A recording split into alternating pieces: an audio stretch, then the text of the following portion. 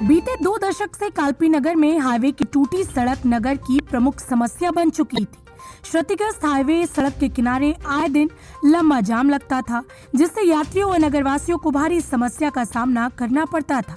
दिन भर वाहनों की आवागमन से उड़ने वाली भयंकर धूल से लोग बीमार होते थे। आए दिन होने वाली सड़क दुर्घटनाओं के कारण सैकड़ों जानें चली गईं। ओवरब्रिज निर्माण को लेकर अक्सर मांगे भी उठी व जन आंदोलन भी हुए। हाईवे निर्माण में आई सैकड़ों बाधाओं के बाद निर्माण में बाधक बने धर्मस्थलों को कड़ी सुरक्षा व्यवस्था के साथ हटाया गया, जिसके बाद ओवरब्रिज का निर्माण हो सका। ओवरब्रिज का निर्माण हो जाने के बाद वाहन जिस कालपी नगर को घंटों में पार कर पाते थे, वह 1 किलोमीटर का रास्ता महज 1 मिनट में ही पार हो जाता है। हाईवे बनने के बाद शुरू हुए वाहनों के आवागमन व जाम से पूर्णतया निजात मिलने पर नगरवासियों ने चैन की सांस ली है। क्वेश्चंस न्यूज के लिए कालपी से शिवांक शुक्ला की खास रिपोर्ट। जो ये फ्लाईओवर बन गया है, इससे नगरवासियों को और यहाँ से गुजरने वालों को बहुत सहूलियत मिली है, क्योंकि इससे पहले आए दिन जाम की समस्या रहती थी और एक एवरेज लगभग पर डे 1 न 2 दुर्घटना होती थी, जिसमें या तो कोई घायल होता था या कोई किसी न किसी की मृत्यु हो जाती थी। इसके अलावा जब रोड ख़राब थे, डस्ट पूरा दिन मार्केट में उड़ती थी।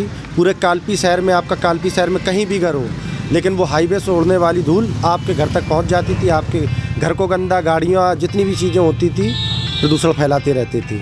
और भी कई समस्याएं रही हैं कि लोग यहाँ से माल ले जाते थे, कच्चा माल ले जाते थे, गाड़ियाँ यहाँ फंस जाती तो माल उनका सड़ जाता था।